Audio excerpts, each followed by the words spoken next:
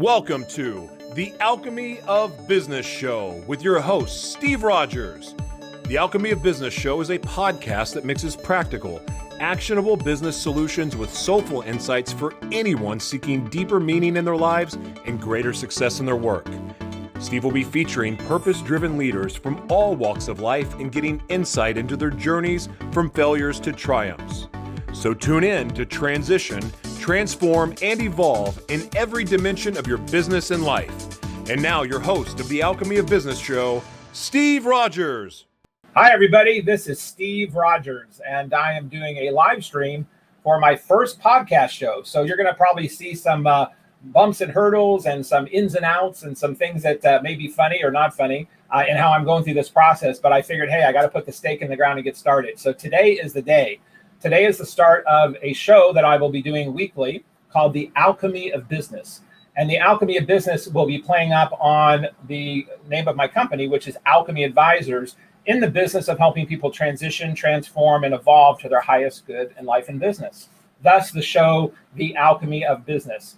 And the Alchemy of Business will be having guests that are leaders in finance, real estate, entrepreneurship, philanthropy work, and various things that are doing good in the world. And today, we're going to be starting with a guest that I'm very thrilled to have. His name is Steve Sexton, and I've known Steve for many years, and I actually ended up meeting Steve in the real estate space, and he is and still a wealth investor. But I also was able to be on his show as a guest many years ago because he has done radio, he's done TV, he's done streaming, all kinds of shows. He's a noted guy with NBC, Fox. Many people go to him for wealth advice on networks, but also in companies. So my real estate company, when I ran it, also went to Steve for advising clients or advising agents on real estate investment, retirement, how to better things for your portfolios, how to make money, how to not lose money. So today, the guest, Mr. Sexton, Steve Sexton, is going to be talking about that. But he's also going to be talking about how in the wealth of your own life, your own abundance in your own life, overcoming obstacles or hurdles, not just in a loss of profit, but sometimes in a loss of issues in your own life that you have to find ways to create abundance again when you've had a deficit. So he will be very inspirational. He'll be very inspiring, and I'm thrilled to have him. So let's bring him on, and that is Mr. Steve Sexton. So I'm going to be adding him to the stream, and there he is. Hey, Steve, how are you? Thanks, Steve. This is going to be confusing forever, the two Steves. I know. I tried tagging you in the thing, Super Steve Sexton, which is how I put your name in the post. So I should just call you SS for Super Steve. My head's already big enough as it is. It doesn't need to get any bigger. Well, thank you so much for being on my show. And you're a veteran at this, as you and I talked about before we jumped on the show. You've been doing this for a long time, not only in traditional ways where you meet clients one-on-one, you've been to kitchen tables, you've been to dining room tables, you've been to boardrooms, you've been in conference rooms, and now you've really taken your business in the online media world, even at a greater level than you had before. So I'm really honored that you're taking a break from your day to be on, and you run your own show. We're going to talk about that throughout the show, but you have your own show in advising people in different ways. But why don't we talk a little bit about who is Steve Sexton? I gave you a little bit of an intro at the beginning, but people always have an insight of a nugget about who they are and what makes them tick and what makes their heart sing in the business that they're in. So if I were to ask you, hey, give me the elevator version, if you would, Steve, who is Steve Sexton and what it is you're doing with your life right now? Well, you know what? It's funny because I'm going to say our genesis starts when we're little, family, your exposure there. I'm 6'3" now. I was always that short kid. In fact, I was a 5-foot freshman in high school. As you can tell, I got picked on. I got told I wasn't big enough, wasn't strong enough. And I was always a kid that said, I'll show you. And I'd always be starting on the bench. And by the end of the season, I was usually a starter. I moved forward in my business career. I ended up developing businesses, helped a company expand throughout the United States, then internationally. Came back and started working for a company called the Automobile Club, or AAA. You know what? I was hired as a 28-year-old in a position where all my peers were 60 and performed well. Left there, wanted to be on my own. And you know what? My genesis for what I do now is really based off something that happened 15 years ago.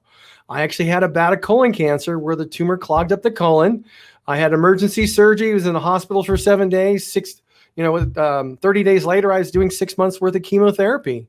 The interesting thing about chemotherapy, and anybody on the show who's had diseases, they know it doesn't matter how smart, how much money you have, how good looking you are, you just get them sometimes. And that was me.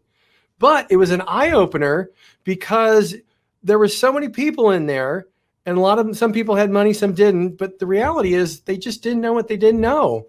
I met people who had a lot of money and paid $3,000 for a trust, but it never had it notarized or put anything in there. So it was worthless. And if they had passed away, their family would have been in a mess.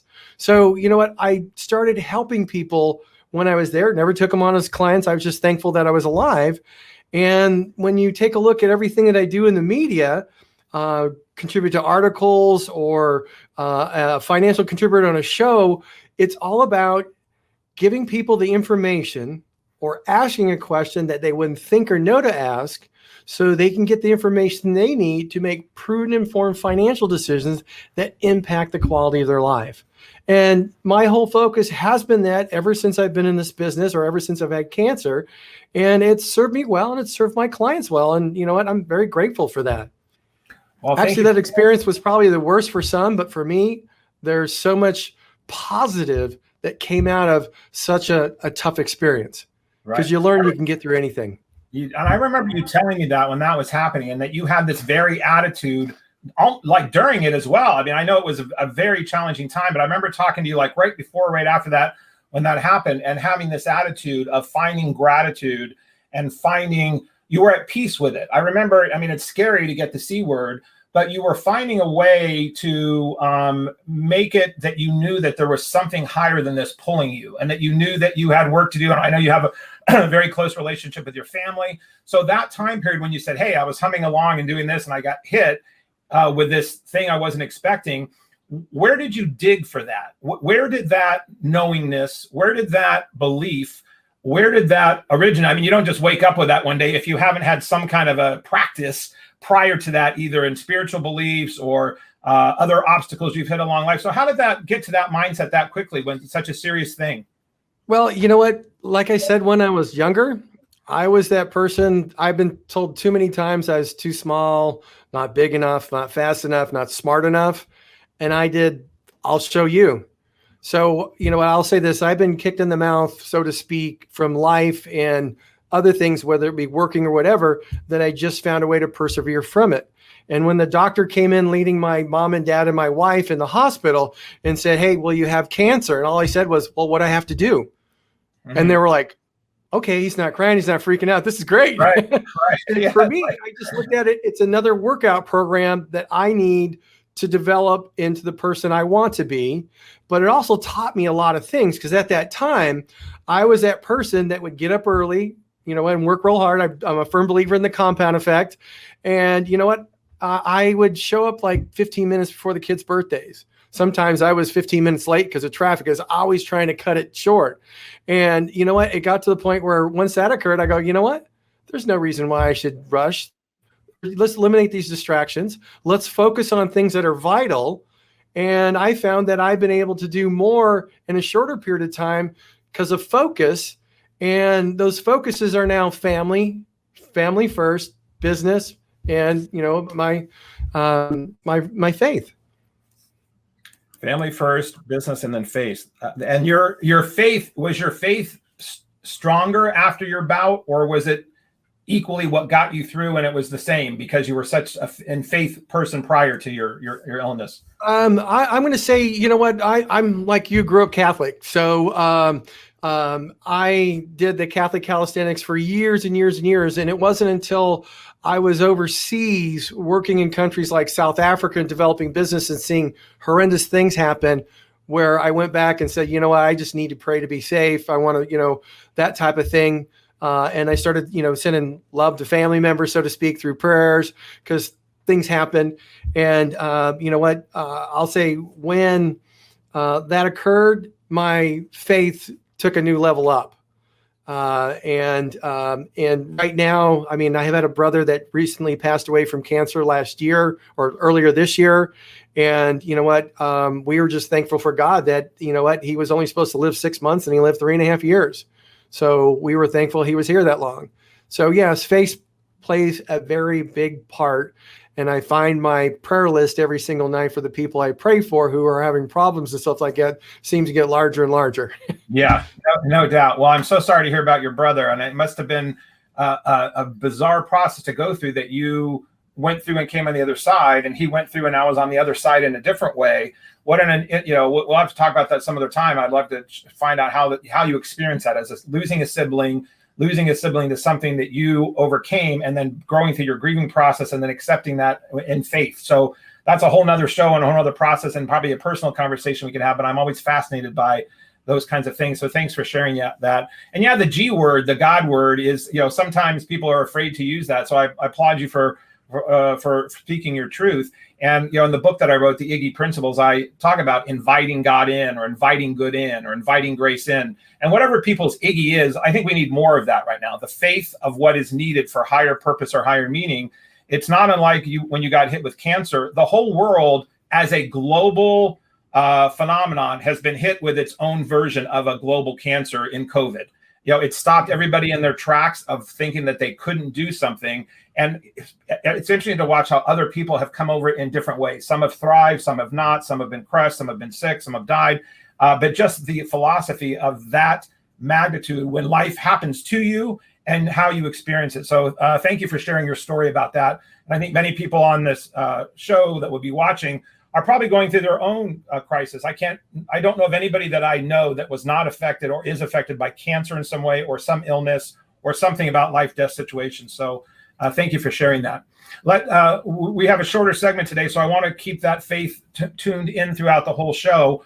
And I want to weave that into the wealth portion of it. So what you do as a craft, as a business, as a skill, as a advisor, as top of your field, you have helped people find out how to build wealth or create wealth from a young age. And you've helped them do that at different levels, some that didn't have much to save to start with. And like you said, some that have had millions, and you've gotten in those different levels. Why did you choose that path in the first place of being a wealth advisor? And when did you realize you were good at it? You know what? Wow, that's an interesting question. And you know what? You never realize you're good at it because you're always learning. So I think I've gotten better over the years. But the reason, like, for example, I was involved with a bit of the health piece, like health insurance and life insurance. But when I went through cancer, I realized so many people who had financial advisors, you know what, they just didn't know. They didn't know basics. And they're relying on somebody that they just didn't know. For example, the one lady that I was talking about earlier, when I had a review of their tax return, I found out they were paying $32,000 in fees, but it was on an $800,000 portfolio. That means they're paying 5%. The average fee rate in the country is 2%, and they should have been paying 1% because it was a stagnant portfolio. Oh, wow. And you know what? Her husband, his brain was so clouded from everything, he just couldn't explain that to her. But when I asked her, she goes, "I don't know. Is that a lot?" Oh, yeah. You look at me, high, low, yeah. Mm-hmm. It's scary. And I said, "Hey, do you have a friend, a family member, relative, whatever, that can actually do this?" And she had a nephew. When we got on the phone with the nephew, I mean, he went, "Oh my," and then got upset. And she didn't understand why until I explained to her. I said, "You know what? If you were just paying 1%, you would have $24,000 in your pocket every single year. That would go a long way." And she realized, "Oh, I get it now." And I saw people doing little things like that, whether it be taxes, investments, things that they were having way too much drain on their investments. And I'd have a discussion with them, or they're looking at setting up their estate, and they have too large of an estate for a basic trust because it won't cover it, and they're going to create big problems. I helped out a lot of people in the advanced tax planning world where they're looking to sell a business. And I have a gentleman right now, he's selling $1 million business, full capital gains. Hey, in California, he's going to get $620,000 after he pays the taxes. But you know what? You could utilize advanced tax planning strategies, and then $890,000 or $900,000 out of that $1 million. And I knew there's so many people just didn't know what they didn't know, and they didn't have an avenue for it. So to me, it became noble to help somebody receive more money so they can have a more abundant retirement life, do the things they want. I love to hear about how they want to design their retirement and say, hey, this is what we need to get there. So let's find a way to do that. That to me was exciting. And also it helped me help people by asking them questions that they would never ask for themselves. Well, what about this? What about that?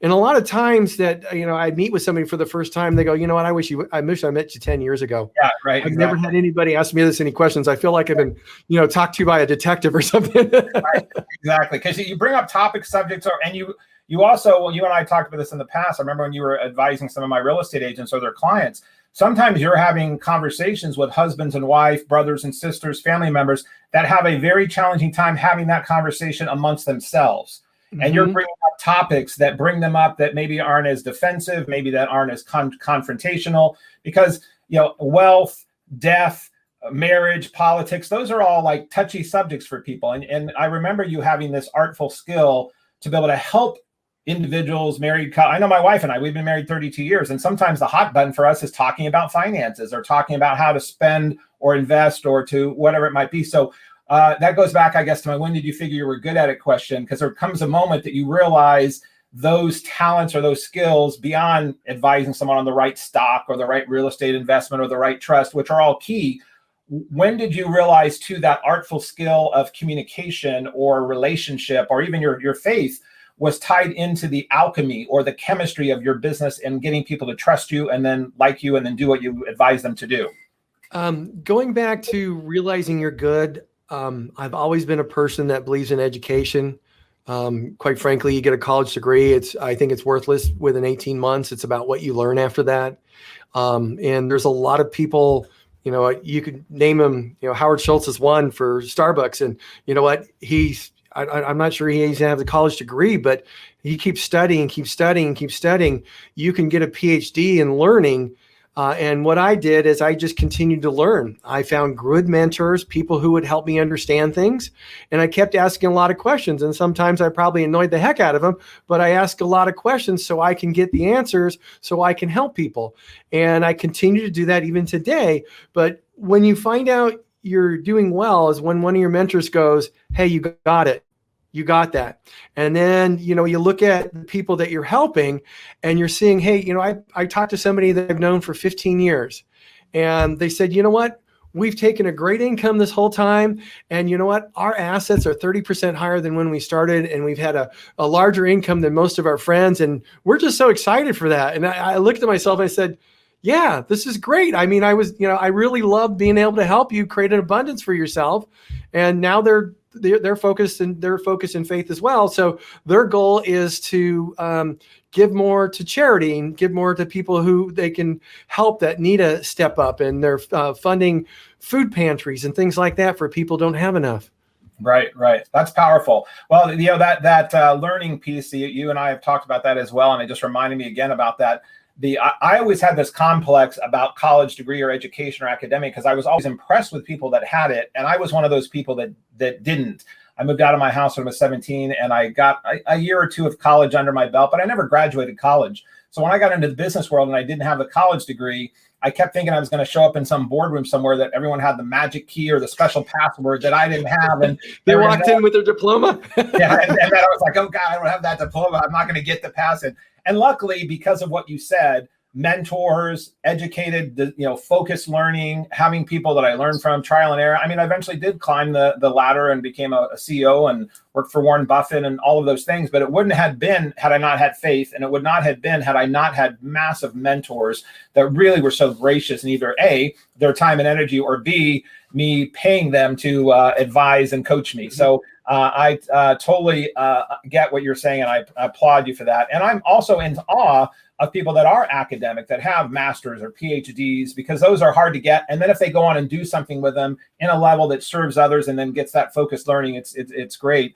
And on that wealth piece, I think that, I also being around people of various wealth, sometimes people go, well, how much is enough? How much money do you really need? But when you're turning it back into what you just said about using that money for other things, instead of going on more vacations to Tahiti, if you're using that wealth for your legacy, for your family, if you're using it for causes you believe in, if you're using it for things that are bettering the world, then there's never enough money, because there's never enough to cure that. It just depends on how much of a conduit you want to be to create that. So I know you help people regardless of level. I mean, you help people, right? Let's say if someone had $5,000 to invest versus 5 million, how are you approaching those conversations, similar or different, with that kind of a client base? Brand new couple just got married, has a little bit to invest, or the couple that are individual that's been seasoned, they had a great career and they've got a fairly big chunk to invest. Where do you start those conversations, and how do you approach where they should start? I know everyone's individual, but where do you start with some of these conversations about places to start putting money, even? And I want to ask that question before and after COVID. Like, is there a difference? Okay. Well, I'll tell you what. Let me share something with you.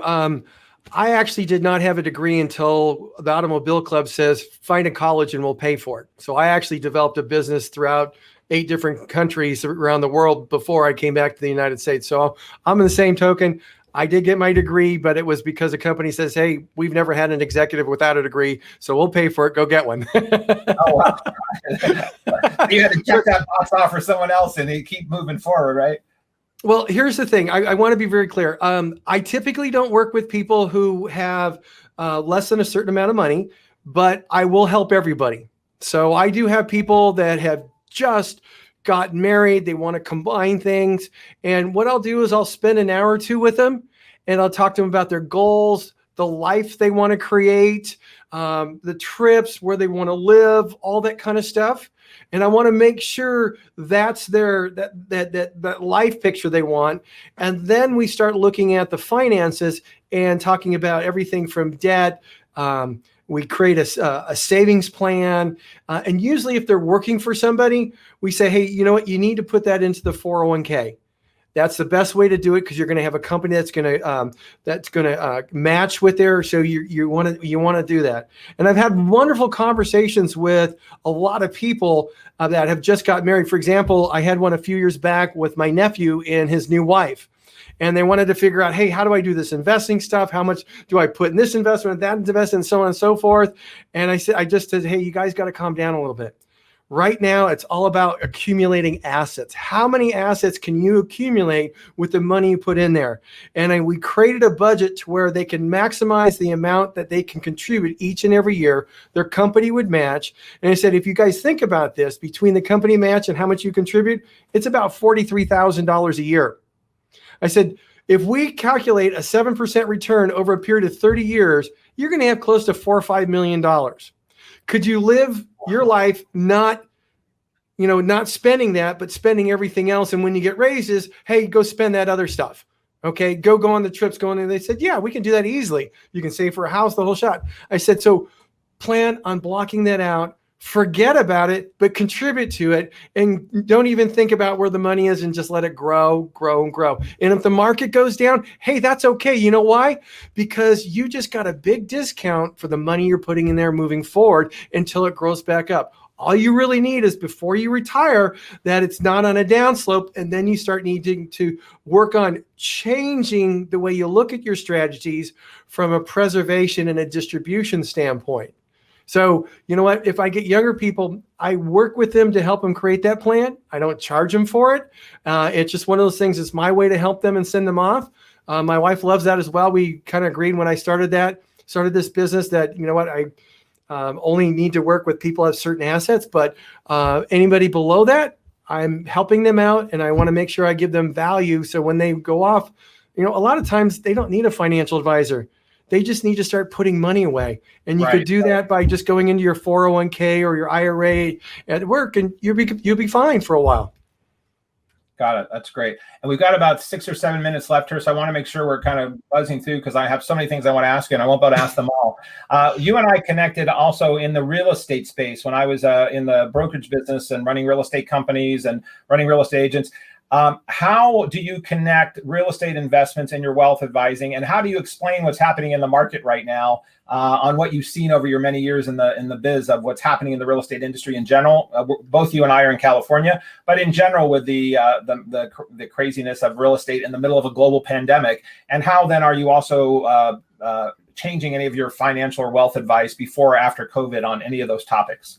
Well, first of all, during COVID, I actually talked to many people across the country about this specific topic, and with some economists on top of that. But basically, once the pandemic hit, you had a number of supply shortages. You had the same thing with real estate. You also had people who were very concerned about being able to afford their life.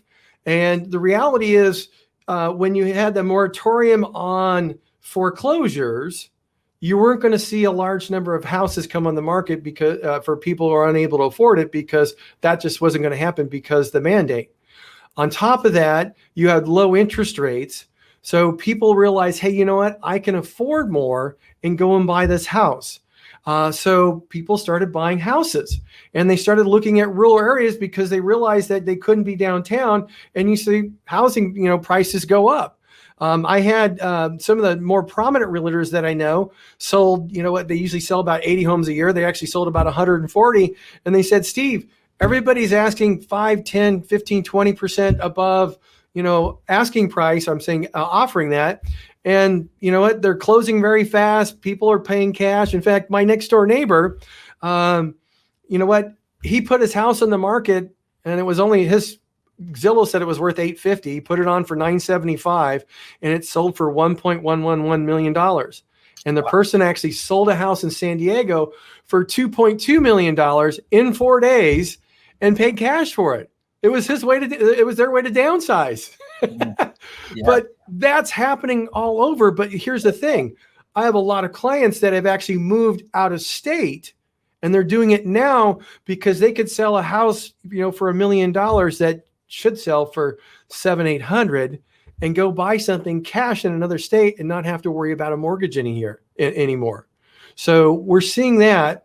I think the mortgage rates, when they start going up, I think when seniors become much more comfortable showing their houses, you also have supply starts coming back to normal, you'll probably see an evening out of real estate prices. That being said, in my business, I'm talking with many people who bought a house for $250,000. I talked to a gentleman in Foster City. He bought it for $250,000 30 years ago in Foster City up in the Bay Area, and he's selling it for $2.5 million. And he's gone, oh, guess what? I have a $2 million tax liability, or I'm sorry, he's got almost a $780,000 tax liability. So what we're doing for him to move forward, and the real estate agent actually connected us. He says, look, this guy isn't going to sell unless he can do something on the taxes.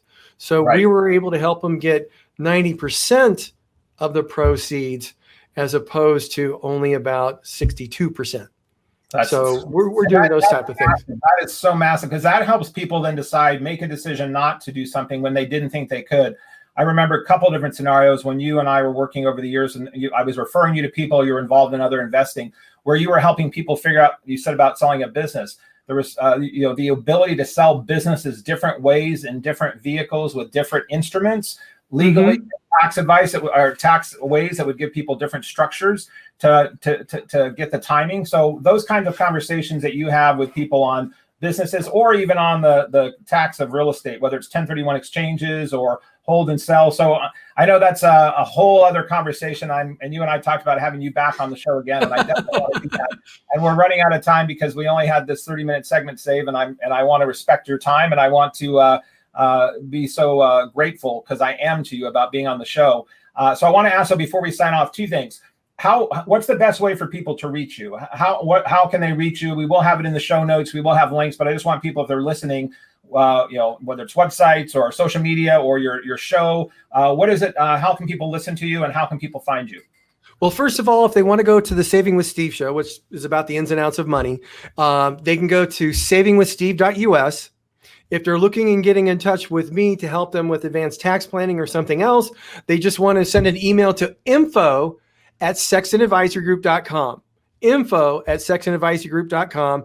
And you can obviously call the office at 1-800-560-2611. Perfect. Well, thank you for that, Stephen. And wrapping up on the Iggy moment, one of the things I like to ask, and just you've elaborated on some of it earlier, But as you're looking at your moments that you have in life, all the moments that add up from moments to minutes to days to weeks, what is it that is in your own inviting Iggy in, or inviting good in, or inviting God in? What is it? What advice would you have to somebody else right now that's seeking not only just wealth of some of the major advice you can give, but if you were trying to give advice to your younger self, or to anybody right now seeking more abundance, not only in wealth, but in their self and in their life, what's a tip you can give them on an Iggy moment before we wrap up? That's very simple. Just remember that you get what you give. The more love and caring that you give out to other people, whether it be what you do, to family or whatever, it's going to come back to you. And I don't know who said this to me. It goes back way back when. He says, you know what? Everything you do in the dark, at some point in your life, comes to the light. And if you've been doing and giving more than you get, that's a lot of fun, and you're going to get recognized for it somewhere down the road. So I just say, hey, the more you give, the better you get. And that's, the way you want to run your life, or the way I like to run my life. Well, I love that. Well, thank you so much. Thank you for that advice. And I will take that to heart. And I hope everyone else does as well. We need more good in the world, and we need more spreading of being of service to others. So thank you for being on the Alchemy of Business show. Thank you, Mr. Steve Sexton. And I'll look forward to talking to you again very soon and very quickly. And thanks for sharing your story today. Thanks for having me, Steve. We'll see you. All righty. Take care. And that concludes this episode of The Alchemy of Business with your host, Steve Rodgers. If you found value in today's broadcast, please consider liking, subscribing, sharing with friends, and leaving a review. Thank you so much, and we'll see you next Thursday for another episode. Be blessed and see you soon.